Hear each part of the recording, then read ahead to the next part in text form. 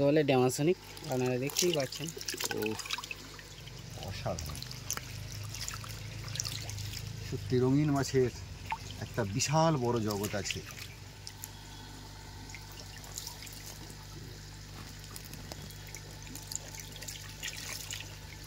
বলে ড্যামাসনিক। দুটো কালার দেখতে পাচ্ছি। হ্যাঁ, যেগুলো জেন্টসগুলো ওগুলো ডিপ হয়। আচ্ছা, হ্যাঁ জেন্টসগুলো ডিপ না, এই যে একটা কালার দেখতে, ওটা জেন্টস। ওটা অসাধারণ কালার, কিন্তু একটু আলোটা পড়লে আরো সুন্দর লাগবে। এগুলো পুরো রেডি না দাদা? এটা দিচ্ছে, বাচ্চা দিচ্ছে? হ্যাঁ, বাচ্চা দিচ্ছে। মাউথ ব্রিডিং আছে এগুলো? হ্যাঁ, মাউথ ব্রিডিং। সাবাস সাবাস। এখন আপনি এই মাছের পরিচর্যা করছেন, তাই তো? মানে এই যে চৌবাচ্চা যে সেটা পরিষ্কার করলেন, জল পরিবর্তন করছেন, করার পরে এই যে মাছগুলোকে আপনি কিন্তু ওই চৌবাচ্চাতে ঢালবেন, তাই তো দাদা? হ্যাঁ হ্যাঁ, ঠিক। তার আগে ওদের জলের তারতম্যের জন্য বালতিতে করে রাখতে হয় খানিকটা।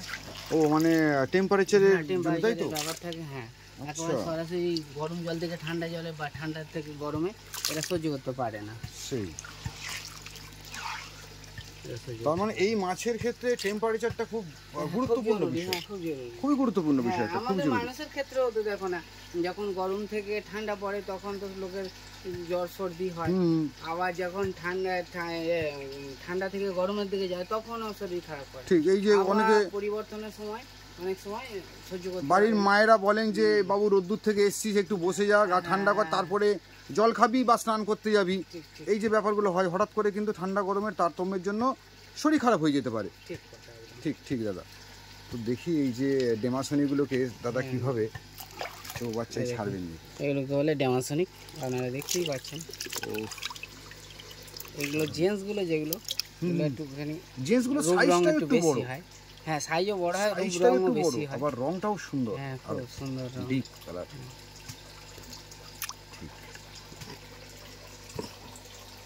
তো বন্ধুরা, এই যে চৌবাচ্চা এতক্ষণ ধরে পরিষ্কার করা হলো এবং এই ড্যামাসনিকের যত্ন নেওয়া হচ্ছে আর কি। এই ড্যামাসনিক এরা সবাই প্রোডাকশানের জন্য আর কি। চৌবাচ্চা পরিষ্কার করা হয়ে গেলে তারপরে এখানে আবার নতুন জলে এদেরকে ছাড়া হবে। দাদা, চিকলেটের কি কি রাখছেন মোট? চিকলেট আমাদের কাছে ড্যামাসনিক আছে, আইস আছে, ব্যানানা আছে। হ্যাঁ, চিকলেটের আরো 5 ব্র্যান্ড অনেক কিছু আছে, অনেক মডেল, অনেক কিছু আছে। হ্যাঁ, আমি একটা জিনিস বুঝতে পারছি যে এই বিশাল বড় জগৎ একটা, এবং একটা প্রজাতি ধরুন চিকলেট, এর আবার হাজার একটা প্রজাতি। এবং আমি তো বুঝতে পারছি না এর দেখা কবে শেষ হবে আর জানা কবে শেষ হবে। তার আগেই তো মনে হচ্ছে চলে যেতে হবে সব। দেখুন বন্ধুরা, আমি একটু নিজে হাতে তুলি।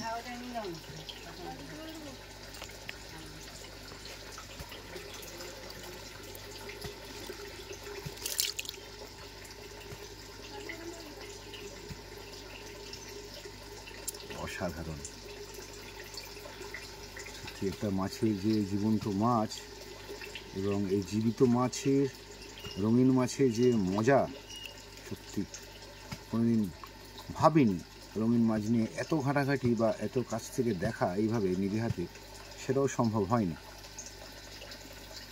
তো দেখি যে এই মাছগুলোকে একটু টেম্পারেচারটাকে মেনটেন করে নেওয়া হচ্ছে, যাতে ওই নতুন জলে যখন একে দেওয়া হবে তার সাথে যাতে অ্যাডজাস্ট হয়ে যায়। তো দেখতে থাকি আমরা এই চৌবাচ্চাতে জল ভরার পর কীভাবে এই মাছগুলোকে ছাড়া হয়। সঙ্গে থাকুন বন্ধুরা। এরকমভাবে চৌবাচ্চা পরিষ্কার করে আমরা আবার মাছগুলোকে আবার ছেড়ে দিতে হয়। ঠিক, দেখুন মাছ ছাড়া হচ্ছে। এই নোংরা জলটা থেকে তুলে এগুলোকে নিয়ে আবার ঠিক হয়ে যাবে। বাহ,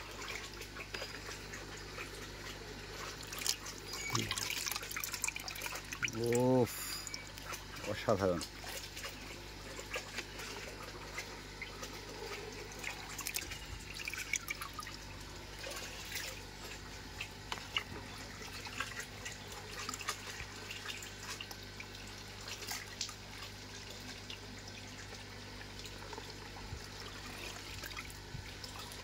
এবার আপনাদের দেখাবো আইসটাকে তুলতে হবে প্রথম। তুলে আচ্ছা, এই চৌবাচ্চাও পরিষ্কার করবেন তো দাদা? প্রত্যেকটা চৌবাচ্চা পরিষ্কার, প্রত্যেকটা চৌবাচ্চা পরিষ্কার হবে।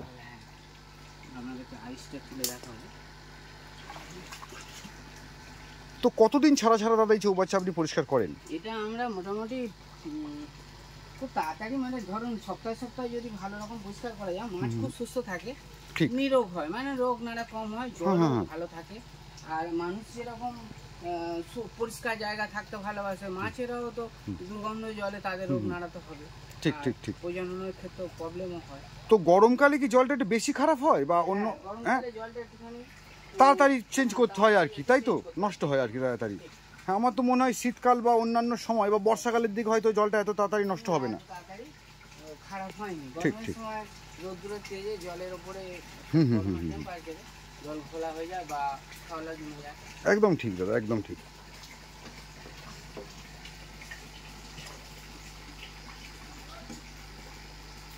তো এই ছোট্ট ফিশারি, ছোট্ট বলবো না কারণ ফিশারি এক একটা পার্টে এই অংশগুলো দেখতে পাচ্ছেন বলে তাই ছোট মনে হচ্ছে। এখানে এক ধরনের চাষ হচ্ছে, আবার এই দিকটায় দেখুন বন্ধুরা, এই দিকটায় এক ধরনের চাষ হচ্ছে মাছের। আবার পুকুর আছে, একাধিক পুকুরে এই মাছগুলোকে বাচ্চা যখন সংগ্রহ করা হয় তারপরে ওই পুকুরে নিয়ে যাওয়া হয়, সেখানে এরা একটু একটু করে বড় হয়, আবার তারপর তারা বিক্রির উপযোগী হলে বাজারে নিয়ে যাওয়া হয়।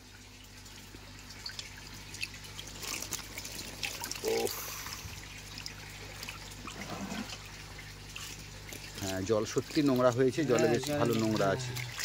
এই দেখুন, একে বলে আইস, সত্যি আইস। এও মাল রেডি হয়ে গেছে, কিছুদিনের মধ্যেই প্রোডাকশনেও চালু হয়ে যাবে। আচ্ছা, এরও প্রোডাকশন চালু হয়ে যাবে, তাই তো? বেশ ভালো সাইজের কিন্তু এগুলো। হ্যাঁ, বড় সাইজ হয়ে গেছে এখন। তো দাদা, এই যে চৌবাচ্চা আপনি করেছেন, এই চৌবাচ্চাতে যেহেতু আপনি প্রোডাকশন করছেন, তাহলে এই এতে কত জোড়া আছে এতে মোট? দাদা, আমাদের এই চৌবাচ্চার দৈর্ঘ্য প্রস্থ আছে 3 ফুট বাই 10 ফুট। 10 ফুট, এতে প্রায় 100 পিস করে রাখা যাবে। মানে 100 পিস করে, মানে কি 100 জোড়া না 50 100? ধরুন ওই 70টার মতো লেডিস আর 30টা জেন্টস দিলেও ভালো হবে। ও, 70টা লেডিস 30টা জেন্টস, এইরকম টোটাল 100? হ্যাঁ, দিলে ভালো প্রোডাকশন হবে। আচ্ছা, তো তো আপনি তো এখন তো তত দেননি, এতে তো মনে হচ্ছে 30-40টা আছে মোট, হয়তো তাও নেই। দর্শক বন্ধুরা কিরকম ভাবছেন আমাকে জানেনি দাদা, আমার না ও আসলে কেঁচোর এখানে প্রবলেম আছে। আচ্ছা, কেঁচোটা অনেকটা দূরে থেকে আনতে হয়। যত মাছ রাখবেন তত পরিমাণে কেঁচো আপনাদের জোগান দিতে হবে, না হলে কিন্তু এ ভালো প্রোডাকশন হবে না।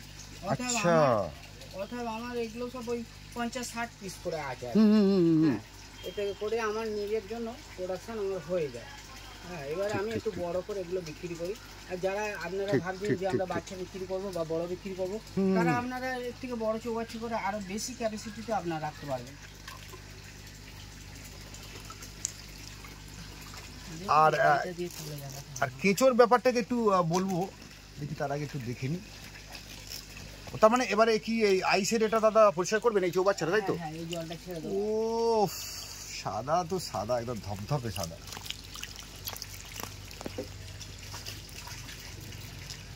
অসাধারণ, সত্যি রঙিন মাছের একটা বিশাল বড় জগৎ আছে।